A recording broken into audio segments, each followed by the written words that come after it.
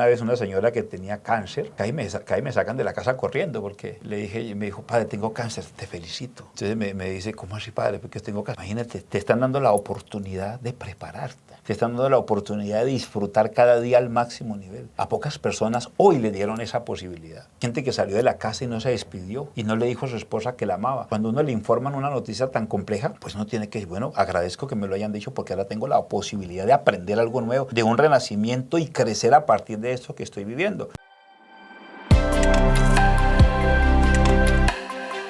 Podcast Educación Estrella, by Schmack Capital. Hola, ¿cómo están? Un saludo a todos nuestros oyentes y personas que están involucradas y conectadas con lo que es el podcast de Educación Estrella. Hoy tenemos el gusto de poder iniciar una nueva sesión con un gran invitado, el padre Raúl Balanta. Gracias por venir, Raúl Jordán Balanta, gracias por acompañarnos, padre Raúl, en este espacio estrella que está diseñado para ustedes los jóvenes, las estrellas que convocamos cada mañana para que se sumen a lo que es educarse y construir una vida de esperanza y fe. Padre, bienvenido. Muchas gracias, güey, por la invitación y es un honor y un placer pues estar contigo y compartir con todos y cada uno de ustedes de manera muy especial nuestros jóvenes que también necesitan una voz de esperanza y seguramente podemos hacerlo en la medida en que nos conectemos con la presencia de aquel que nos invita a estar juntos del Señor. Perfecto, padre. Pues contarles a todos los oyentes que el padre tiene una historia de vida muy interesante. Hemos podido tener la oportunidad de conversar con él y yo quisiera arrancar por ahí, padre, arrancar pidiéndole que le cuente a todos sus oyentes quién es el padre Raúl Jordán Balanta. Bueno, ante todo, yo soy el cuarto de 6 hermanos. Mi madre se llama Livia Balanta Camacho, y mi padre Raúl Jordán Balanta, familia campesina. Nacimos en el Valle del Cauca, en un pueblo llamado Santa Elena, del municipio del Cerrito Valle del Cauca. Santa Elena es muy conocido en todo Colombia porque ahí se escribió la novela La María de Jorge Isaac. O sea, yo viví viendo la casa de Jorge Isaac durante toda la vida, está a 5 minutos de mi casa. Entonces crecí en un pueblo colonial, en un pueblo muy hermoso, un pueblo cerca a las montañas, con unos paisajes extraordinarios. Y allí creció mi infancia. También crecí, como contaba antes de empezar el podcast, situaciones complejas, situaciones muy difíciles, situaciones que uno diría lo van a frenar el resto de la vida. Pero poquito a poquito me fue abriendo paso y sobre todo en el fondo ha sido Dios el que me ha marcado la ruta y eso para mí ha sido muy importante. Mi vocación original era ser militar y entonces me esforcé muchísimo por ir al ejército, presté servicio militar, pensé seguir la carrera militar, pero las circunstancias de la vida, siempre uno dice que uno planea y Dios se ríe de nuestros planes, pero Dios tenía una ruta totalmente diferente y fui creciendo en torno a eso. Tuve una experiencia muy dolorosa en mi infancia, muy compleja, que hizo que fuera cada vez más fuerte. Y en el fondo, como publiqué mi segundo libro, a veces uno esconde en la luz cosas muy oscuras y muy tremendas, no oscuras por malas, sino por dolorosas. Claro. Y esa es como mi historia, así como a grandes rasgos. Seguramente podemos entrar en detalle como te parezca mejor. Perfecto. El padre Raúl es el rector de la UPB seccional Palmira y tenemos la oportunidad de conocerlo porque dentro de Educación Estrella, la seccional también es parte de las universidades con las cuales trabajamos activamente. Y hace tal vez un par de meses tuvimos la oportunidad de hacer el primer encuentro de rectores pioneros de Educación Estrella. Y allí, al finalizar ese evento, el padre Raúl se acercó a mí, me dijo, güey, gracias por el evento, pero me entregó esto, quiero mostrarles a todos. Es un libro que él ha escrito que se llama Corazón de Tierra. Y me dijo una frase que llegó a mi corazón. Estrella se escribe con lo que está aquí puesto. Y eso para mí fue un imán, padre. Yo guardé ese libro y el primer fin de semana que tuve oportunidad de sentarme a leerlo, comencé a leerlo. Y cuando comencé a leerlo, vi reflejado un camino de esperanza para muchos jóvenes. Y yo quisiera, desde esa experiencia que el padre ha tenido, que nos comience a contar cómo se construye Corazón de Tierra, padre. Arranquemos por ahí. Bueno, partiendo de mi experiencia personal, cuando has tenido una vida compleja, de mucha resiliencia, sabes que necesitas poner lo mejor de ti. Si no pones lo mejor de ti, es muy difícil que muchas cosas puedan suceder.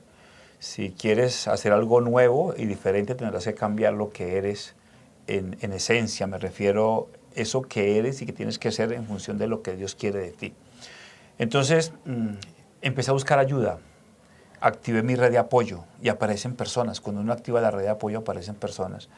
Porque en el caso mío, yo no tuve que esperar que las cosas estuvieran mal en mi vida para intervenir.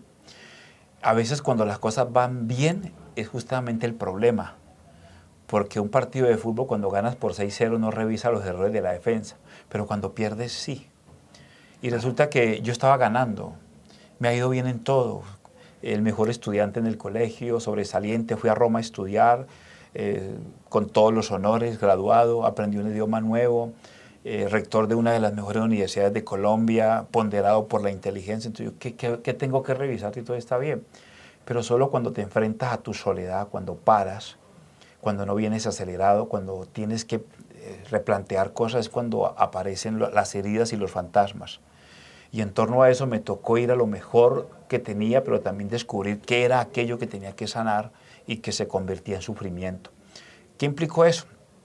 Reconocer en el Evangelio de San Mateo, en el capítulo 13, yo miraba una relación muy interesante. Dios dice que el sembrador tira la semilla, pero yo meditaba eso.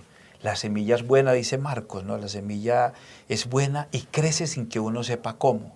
O sea, el poder de Dios no depende en última de la voluntad del ser humano, sino que es un poder indescriptible.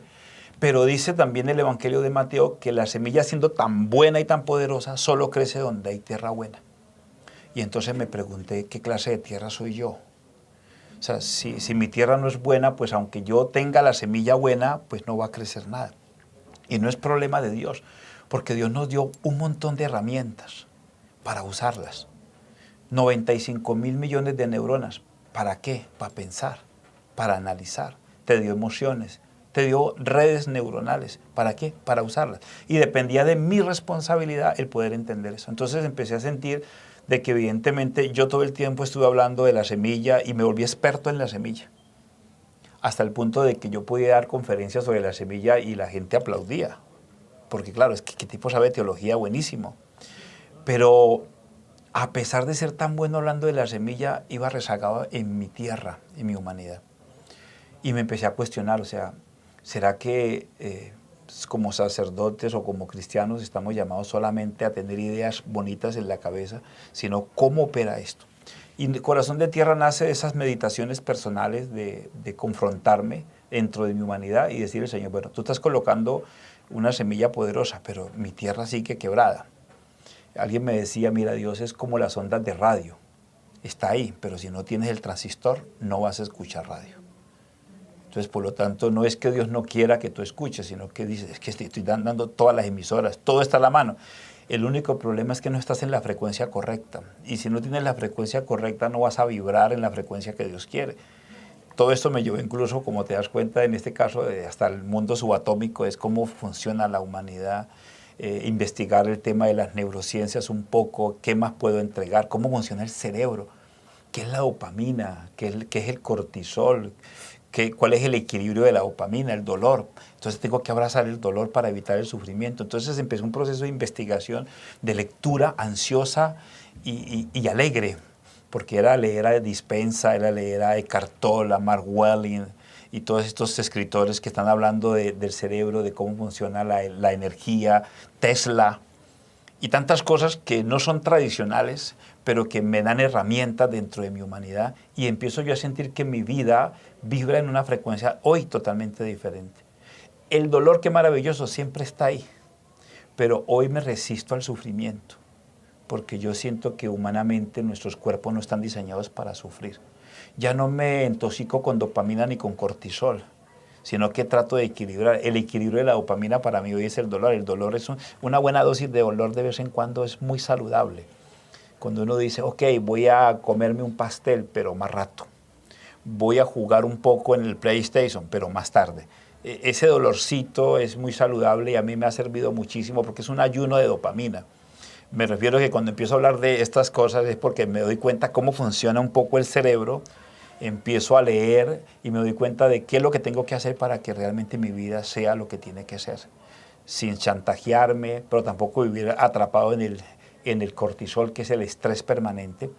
Y todo esto en el contexto de una mística. O sea que el libro se escribe en función de cómo puedo entregar lo mejor para que Dios me entregue lo mejor. Y Dios está ahí entregando lo mejor. O sea, si no escucho radio en este momento es porque no tengo la frecuencia. Pero Dios dice, es que yo estoy ahí. Maravilloso. Sí, sí. Hay algo bien importante, padre, que dice, y tal vez retomando hacia el inicio de lo que nos planteaba, el padre dijo, activé mi red de apoyo. Yo creo que hay muchos jóvenes que también podrían estar pensando y diciendo, bueno, ¿cómo está mi tierra hoy? Y pensarían, no tengo mucho, es árida, no hay recursos, no tengo limitaciones, en un camino tal vez de desesperanza. Pero yo creo que su propia historia inspira, padre, para poder dar un mensaje, ese primer gran mensaje a los jóvenes de decirles, son buena tierra, porque cada joven, cada vida es una criatura de Dios y vale la pena construir esa vida. ¿Qué mensaje les daría a ellos en torno a cómo ellos también pueden activar esa red de apoyo y cómo lo hizo usted, padre? Volvamos a ese momento, por favor. Yo pienso que uno tiene que identificar las 5 personas más cercanas a uno, con las 5 personas con las que uno más interactúa. Y identificar en esas personas qué clase de habilidades tienen que yo puedo necesitar en algún momento. Uno tiene amigos hasta financieramente necesarios. Así es. Y uno decir, mira, estoy en un momento de dificultad, necesito un poco de dinero. Y uno sabe que esa persona te va a apoyar. Pero también uno necesita una persona espiritual y determinada una persona muy espiritual al lado de uno, que cuando uno pierda el rumbo, esa persona sea capaz de posicionarte. Y créame de que todos tenemos esas 5 personas, el espiritual, el que te hace reír. No hay que ir a TikTok para reírse. Uno tiene un amigo que es el chistoso y que le cambia a uno la ruta.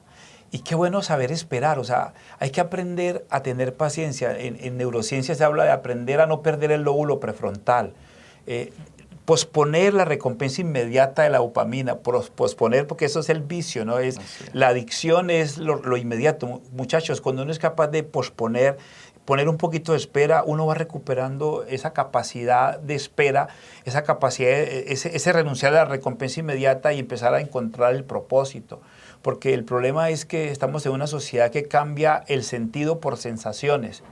Y mientras uno cambia el sentido por sensaciones, pues uno se pierde. Y siempre hay amigos. Hasta el más loco, porque es que la red de apoyo no es gente superdotada, gente que ha estudiado una carrera, psicólogos. No, es el amigo, hasta el loco, el extrovertido, el que en algún momento te quiere y es capaz de darte una palabra de aliento. Y me parece que a través de estos medios también se les está diciendo, ustedes son muy importantes, ustedes valen demasiado. Y en la medida en que descubran su valor, ustedes van a entender de que no están solos. Los problemas que están viviendo, las situaciones que pueden estar viviendo son comunes. Todos estamos experimentando temas de salud mental. Pero si entre todos nos apoyamos, el problema será menos. Es importante identificar. Ahora, saber cuando uno se está aislando, saber cuando uno está entrando en un camino de depresión y ansiedad y decir, no, yo tengo que salir. A veces ayunar un poquito las redes sociales, a veces ayunar un poquitico el teléfono, a veces ir al campo y respirar un poco, caminar, hacer un poco de deporte y siempre aparece alguien en el camino, en la carretera, porque yo creo en la sincronía de Dios y Dios siempre te colocará 5 personas alrededor tuyo y tú con esas 5 personas puedes caminar. Esa es la red de apoyo, que uno sabe que hay 5 personas en la vida de nosotros que uno puede en cualquier momento decirle te necesito, levanto la mano y de seguro que te van a decir cuenta conmigo. Y yo creo que muchos que nos están escuchando y viendo ya estarán pensando y diciendo, bueno, ¿quiénes son? ¿Dónde las tengo? Y hay un segundo elemento, padre, que a mí me cautivó cuando tuve la oportunidad de leer el libro. Y es que usted menciona que la semilla es la palabra de Dios, la tierra es los recursos que nosotros tenemos, lo que simboliza, pero pone un tercer elemento que es lo relacional. Y en lo relacional habla de la escuela del amor, de la escuela del amor de Jesús. Cuéntenos cómo usted ve ese amor que va conjugando esos 2 elementos para llegar al cuarto punto, que es el crecer y el fruto. Denos una línea de eso, padre. Bien, yo pienso que la receta del amor la da Jesús cuando le preguntan cuál es el mandamiento más importante. Y Jesús responde, el mandamiento más importante es amar a Dios con toda el alma, con todo el corazón, con toda tu mente. Eso no está en el Antiguo Testamento, eso es de Jesús. O sea, él implica que el amor te hace inteligente, con toda tu mente. Y dirá después, y al prójimo como te amas a ti mismo. O sea, mira, yo pienso que hemos hablado mucho tiempo del amor a Dios y al prójimo, pero hemos descuidado el amor propio. Casi no hablamos en el cristianismo de amor propio. No tenemos las herramientas. A veces tratamos de evadir el amor propio porque se confunde con el hedonismo y el narcisismo, confundiendo las palabras de Jesús, negarse a sí mismo. Y resulta que el amor propio es fundamental, porque sin amor propio tampoco se cumple la máxima. Nadie da lo que no tiene. Y lo otro es que de qué te sirve salvar el mundo entero si te pierdes a ti mismo. ¿Cómo entiendo el tema del amor? Yo lo entendí viajando en los aviones. Para mí, cuando la auxiliar de vuelo empieza a dar las instrucciones, un día yo venía de un retiro en Estados Unidos y ella dijo, bueno, si llega a haber una presurización de la cabina van a caer una máscara de oxígeno. No intente ponerle la máscara al que está al lado. Primero póngase la suya, ajústela, respire con normalidad y después póngale al que está al lado. O sea, lo que está diciendo es, para poder ayudar a otro usted tiene que estar bien. De acuerdo. O sea, respire con normalidad, o sea, cuídese. Quiere ser un buen padre, dese lo mejor primero a usted para que usted le entregue lo mejor a sus hijos. Si usted está bien, si usted descansa, pues estará entregándole lo mejor a sus hijos, a su esposa. Entonces, el tema del amor propio es fundamental y yo creo que hay que trabajarlo. Hay 3 aspectos que yo he trabajado con personas, con comunidades, y es el tema de la aceptación, ¿no? O sea, no me amo si no me acepto, y para aceptarse hay que conocerse y valorarse. El otro aspecto del amor es que es el enriquecimiento. El amor te ayuda a crecer. Enriquecerse no es llenarse de dinero. El dinero es importante, pero no lo es todo. Enriquecerse es ponerme en modo crecimiento. Y en modo crecimiento el amor es el condimento para yo avanzar en la vida. Pero parte de mi interior. El concepto de amor más bello lo da Platón. Cuando a Platón le pregunta, ¿para usted qué es amar? Y Platón responde, amar es desear el bien. Yo no tengo un concepto más simple del amor que ese, ¿no? ¿Qué es amar? Desear el bien. ¿Y qué es el bien? El desarrollo pleno. Es bueno amar cuando yo me estoy creciendo. Es más, una relación de pareja, ¿cómo se evalúa? Por el crecimiento. Uno tiene que estarle preguntando a su pareja, ¿estás creciendo conmigo? ¿Estás avanzando? ¿Tu proyecto de vida cómo va? Porque yo soy el primer interesado en que crezcas. Entonces el amor tiene que ayudarte a crecer y el amor de Dios es el que más ayuda a crecer, porque es que Dios inclusive todo el tiempo aparece en el camino como el abono del crecimiento, pero implica abrirse al asombro, porque el crecimiento implica la novedad. Me encanta saber que a Dios le gusta que estrenemos todos los días. Isaías 43, 18 es un texto que me fascina, dice, yo hoy voy a hacer algo nuevo. Y después te preguntan, ¿no lo notas? O sea, el Dios que le encantan las cosas nuevas. Jesús sigue la misma línea, ¿no? No se puede no se puede servir vino nuevo en odres viejos. A veces nos gustan las cosas viejas, güey. Nos encanta escarbar lo viejo, a ver qué encontramos en la basura para evangelizar. Y Dios hoy nos está retando. ¿Qué es lo nuevo de Dios hoy? Qué bueno saber que Dios está con nosotros dentro de la novedad. ¿Qué es el evangelio? Una novedad. ¿Qué es el amor? Es la novedad. Es la novedad del crecimiento, es la novedad donde yo puedo entregar lo mejor, pero por supuesto tengo que aprender a amarme. Y los jóvenes y las personas deben estar en esa dinámica del amor, autoternura. Y al final está la donación, que es donarse, dar y darse. Una persona que es capaz de aceptarse, de conocerse, de valorarse, de enriquecerse y al final le entrega lo mejor a los demás, pues esa persona está lista para amar. El problema es que en Occidente nosotros no sabemos amar, tenemos que aprender a amar. Por eso hablo de la Escuela del Amor de Jesús. En Bogotá hay un centro que fundó Gerardo Smerling y se llama Escuela Magia del Amor. Porque Gerardo empezó a sentir eso, es decir, bueno, ¿Jesús es maestro del amor o simplemente el Salvador? Porque si es el Salvador, lo que nos importa solamente es que nos mande para la vida eterna. Pero Jesús viene a enseñarnos el difícil arte de amar. Y el cielo no se convierte desde Jesús como un premio al mérito, sino como la consecuencia de una vida plena, que nace desde el amor.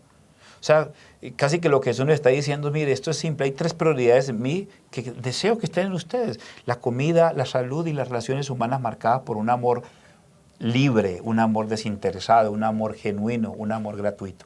Entonces, por eso el amor es el que hace crecer la semilla. Si ese abono del amor no está en el camino, pues la semilla puede ser que aparezca un árbol que no dé frutos. Pero el ideal es que el árbol tenga los nutrientes del Evangelio. Y hoy por hoy, como lo diría Erich Fromm en su famoso libro de bolsillo, El arte de amar, el amor es un arte que exige aprendizaje, teoría y práctica. O sea, hay que aprender a amar. El amor no es natural, el amor es sobrenatural. En el mundo natural, el egoísmo, la idolatría del dinero y tantas cosas más, pero el amor es sobrenatural porque es Dios. Dice Juan, Dios es amor y el que permanece en Dios pues ama. O sea, que la esencia de Dios es el amor. ¿Y qué es el amor? Relación. En hebreo aparece la palabra dat, que para decir a los judíos dicen dat. ¿Y qué es amor? Dat, arder. Lo que será para los griegos el amor eros, el ardor. Como le dice en el libro, Dios es erótico. No hemos hablado del eros en Dios. ¿Por qué Dios es erótico? Para que la palabra erótica en una cultura pansexualizada es mal vista, pero si Dios no es erótico, no nos atrae, no nos seduce. Y Dios es un seductor que hace arder el corazón, como los discípulos de Maús, no ardía nuestro corazón. Y cuando uno experimenta ese amor ardor que se brota desde el interior, que aparte de la relación con Dios, pues uno avanza. Y qué bueno saber que Dios es así, es un seductor. Jeremías lo dice de una manera muy explícita en el capítulo 1, ¿no? Me sedujiste, Señor, y me dejé seducir. O sea, es decir, me venciste. O sea, para decir es que si nuestra espiritualidad se reduce a una religión plana, fría, del dogma, del cumplimiento, de la doctrina, pues uno llegará al cielo triste. Tal cual, padre. Porque no fallé a nada, no me equivoqué en nada, pero no sé por qué siempre estuve triste. Y uno lo ve a veces en las comunidades, gente muy buena, pero con un sufrimiento atroz. Y vacías. Y vacías, porque es que la espiritualidad no es automática, la espiritualidad se cultiva. Y el amor sí que necesita ser cultivado. Por eso hoy por hoy necesitamos reactivar la escuela del amor de Jesús. Porque es que en una sociedad con hambre, con guerras, uno tiene la tentación de ir a solucionar la guerra, de ir a parar el conflicto, porque es lo que se prioriza. En Jerusalén, cuando Jesús vino, ¿qué había? Guerras, conflictos. Y Jesús sabía que la causa de todos los conflictos, ¿dónde está? En el corazón del hombre, así es. Sí, usted puede ir a firmar un contrato, pero si no sana el corazón, por eso Jesús dice, no, el reino de Dios está dentro de usted. Hay que sanar las relaciones desde el interior, y eso es lo que está haciendo Jesús. Y eso es lo que hace el amor. Desde el interior de la tierra, el amor sana la semilla y la hace fecunda. Y mire, padre, que hay un camino muy interesante en lo que usted nos plantea, porque ustedes que nos escuchan pueden entender que amándose y poniéndose en modo crecimiento, como le decía el padre, comienza a construirse un camino de fe y de esperanza para ustedes. Ese camino donde el fruto, el poder esperar los resultados en el futuro de una siembra es la educación. Es la gran conexión que yo encontraba, porque decía, si yo soy un joven y hoy necesito comenzar a soñar de cómo la educación me puede transformar, tengo que entender que mi tierra es buena. Tengo que entender que Dios está conmigo, que Dios me ama, pero también tengo que amarme. Y si yo conecto esos tres elementos, voy a comenzar ese modo crecimiento, padre, de decir, me pongo en modo enriquecimiento, en modo poder soñar, en modo poder educarme, en modo poder dar pasos de fe sobre las aguas para caminar hacia un futuro distinto, hacia un futuro donde hay plenitud. Y creo que entender eso nos lleva al cuarto y último punto, padre, que es ese fruto, ¿no? Ese momento de comenzar a llegar a la cosecha. Y cuéntenos un poco cómo es ese resultado de fruto y cómo lo entiende, padre. Bien, lo que uno espera para no frustrarse cuando siembra algo es que ese algo florezca y coseche. Así es. Porque si no sería una planta ornamental. Y nosotros no somos plantas ornamentales, somos árboles que tienen que fructificar. Y yo pienso que cuando la cosecha de una vida bien vivida es la paz. ¿Qué queremos todos? Paz. La paz que brota del interior, la paz que trae Jesús. Dice, yo les doy la paz no como el mundo la da. Es una paz que abraza el dolor. Es una paz que no está exenta de conflictos. Pero es la paz de la confianza. La paz es fruto del abandono en Dios, güey. Nunca te olvides de esto. La paz es fruto del abandono en Dios. Salmo 27. ¿Qué es abandonarse en Dios justo en el momento más complejo? Si el Señor es mi luz y mi salvación, ¿a quién temeré? Si el Señor es la defensa de mi vida, ¿quién me hará temblar? Aunque camine por cañadas oscuras, yo nada temo. O sea, decir es que si el Señor es mi luz y mi salvación, ¿a quién temeré? O sea, por favor, hay momentos difíciles, estamos viviendo momentos muy complicados, pero es la paz de Dios la que te sostiene. Por ejemplo, el Salmo 3, una maravilla. El Salmo 3 dice, son muchos los que me persiguen, son muchos los que buscan acabar con mi vida. Y además quieren acabar con mi fe, pues dicen, para Él no hay salvación. ¿Y qué hace una persona con tanta persecución? A veces son las deudas, la hipoteca, tantas cosas que nos persiguen. Y tanta gente que nos dice, no, para ti no hay salvación. Güey, ¿cuántas veces te habrán dicho, para ti no hay salvación, tu proyecto no va a prosperar? ¿Cuántas veces me lo han dicho a mí? Pero, ¿cuál es el fruto más importante? Dice el salmista, pero en paz me acuesto y enseguida me duermo. O sea, la almohada de una persona que se ha cosechado bien es la paz. Uno no pierde el sueño. Amén. Cuando usted puede dormir tranquilo, es porque el cortisol a las 6 se va, y a las 8:30 llega la melatonina que Dios le entrega para que restaure su cuerpo y al otro día se levanta a trabajar.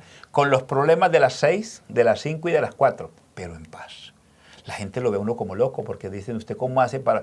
Yo lo logro. Yo te cuento que ese es mi testimonio. Yo llego a mi casa, cierro la puerta y digo, hasta aquí los problemas que traía. De aquí a compartir la vida con las personas que uno quiere. Si es ver una película, si es compartir una copa de vino, pero es estar en paz.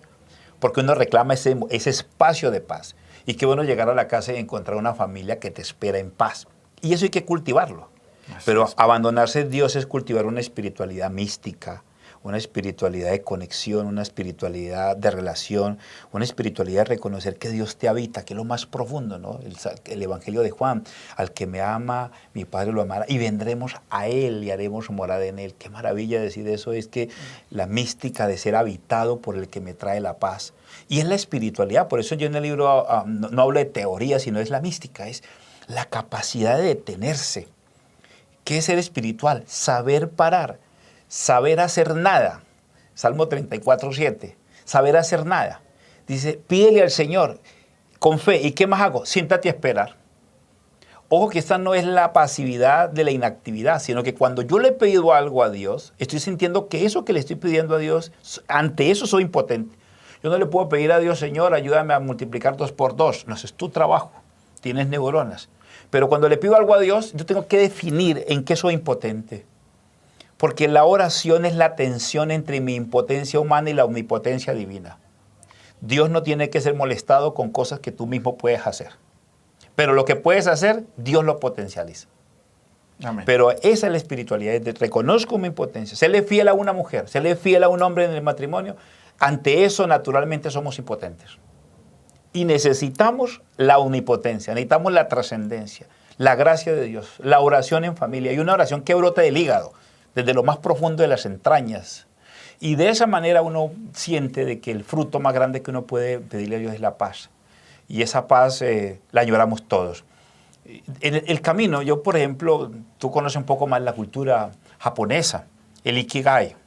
Así es, el Ikigai es esa fuerza que te empuja cada mañana, pero que te exige mucho, porque te pregunta qué amas, qué necesita el mundo, por qué te pueden pagar, en qué eres bueno, y entre lo que ama y lo que el mundo necesita, pues está tu misión, y entre lo que el mundo necesita y lo que te pagan, está tu vocación, entre lo que te pagan y lo que eres bueno, pues está tu profesión, y entre en lo que eres bueno y lo que amas, tu pasión. Entonces, me parece que son herramientas que sirven porque es organizarse, o sea, recuerden que a Dios le encanta el orden, o sea, en la disciplina, en la pereza es muy complicado, por eso una persona tiene que retarse, desafiarse, no tener miedo. Yo te decía ahorita, uno para un proceso y cuando uno llega a la cúspide, ¿qué tiene que hacer? Bajar y volver a subir, y eso se torna entretenido, porque uno se fía de Dios. Eso lo dice el padre Ignacio Larrañaga, ¿no? Cuando uno se fía de Dios, todo se torna hasta entretenido, hasta los problemas, hasta una enfermedad. Yo una vez, una señora que tenía cáncer, casi me sacan de la casa corriendo porque le dije, y me dijo, padre, tengo cáncer, te felicito. Te felicito. Te vas a divertir con Dios. Sí, entonces me dice, ¿cómo así, padre? Porque tengo cáncer. Imagínate, te están dando la oportunidad de prepararte. Te están dando la oportunidad de disfrutar cada día al máximo nivel. A pocas personas hoy le dieron esa posibilidad. Hay gente que salió de la casa y no se despidió y no le dijo a su esposa que la amaba. Cuando uno le informan una noticia tan compleja, pues uno tiene que decir, bueno, agradezco que me lo hayan dicho porque ahora tengo la posibilidad de aprender algo nuevo, de un renacimiento y crecer a partir de esto que estoy viviendo. Facundo Cabral tiene una expresión muy bella cuando habla, no estás deprimido, estás distraído. Facundo Cabral dice, y si tienes cáncer o sida, te van a pasar dos cosas, y las dos son buenas. Si le ganas, serás más agradecido, fácilmente feliz. Y si te gana, te libraste del cuerpo, que te dice tengo hambre, tengo frío, tengo dolor, tengo sed. Y a veces el cuerpo para una persona enferma se convierte en una carga muy pesada, que uno ya no sabe dónde poner el cuerpo. Entonces dice, las dos son positivas en la medida en que uno sea capaz de entender de que Dios está en medio de lo que uno llama el caos. Es más, atómicamente el átomo es un caos, el núcleo tiene que colapsar. Dentro de nosotros hay cosas que no puede explicar la ciencia, pero qué interesante decir que todo produce energía, que todo produce fuerza. Y que al final o yo me quedo en el caos o aprovecho lo que el caos trae. ¿Y qué trae el caos? Nuevas fuerzas, nuevas energías, como dice también en la Biblia, en la palabra de Dios. Los que se acercan al Señor renuevan sus fuerzas. En medio de la tormenta vuelan, despliegan sus alas. Y eso es lo que uno tiene que hacer. Y me parece de que mientras nosotros creamos en nosotros mismos, esto no es masa, esto no es vamos a firmar un acuerdo entre todos y ya Estados Unidos va a hacer una cosa diferente y Venezuela va a hacer una cosa diferente, sino que si esto no parte del metro cuadrado donde están viviendo sus vidas, si esto no parte de la vida cotidiana, pues yo creo que el mundo se nos puede dispersar pensando que podemos cambiar el mundo, pero no podemos cambiar nuestro mundo. Tal cual, padre. Y creo que para concluir, esa gran invitación para muchos jóvenes que han escuchado del padre una disertación muy profunda sobre cómo construir ese camino. Tal vez la mayor invitación que yo les quisiera hacer es construyan una vida de esperanza, construyan una vida donde pueden vivir en abundancia, donde encuentren esa paz que sobrepasa todo entendimiento y donde la educación es un camino que los formará, que los construirá, que les permitirá abrir nuevas puertas, ser mejores personas. Pero sobre todo, cuiden y guarden su corazón porque de él mana la vida. Padre, de verdad, muchas gracias. Gracias por lo que nos ha compartido. Yo creo que es uno de los podcasts que más llega a mi corazón, le cuento, Padre, porque yo lo escuchaba y también decía cuánto más necesito, porque es un proceso permanente de crecimiento, de sanación, de dar pasos más de fe. Así que gracias por lo que siembra, Padre. Le doy gracias a Dios por su vida, por la sabiduría que ha puesto en usted y por estos frutos que ha puesto, estos libros maravillosos que son perlas que va sembrando y semillas que va poniendo para que muchas personas puedan de verdad ser bendecidas. A ti, güey, muchas gracias y gracias a todos los que nos escuchan. Si alguno desea de pronto el libro a través de ti, yo los puedo hacer llegar a través de tus contactos, a través de tus plataformas, con todo gusto, porque si a ti te sirvió, hay una palabra que puede servir. Ayer me escribió un señor de Estados Unidos, precisamente el que me colaboró para la publicación del libro en inglés, que un amigo le mandó un mensaje y le dijo que era el libro que había estado esperando durante toda su vida. Wow. Y él está en un hospital. Amén. Y los que deseen el libro en inglés lo pueden encontrar en la plataforma de Amazon o en todas las plataformas digitales, también está en eBay en inglés, como quieran. Bueno, es un placer. Muchas gracias, Padre. Gracias a todos y nos vemos en la siguiente edición de nuestro videocast de Educación Estrella. Abrazos.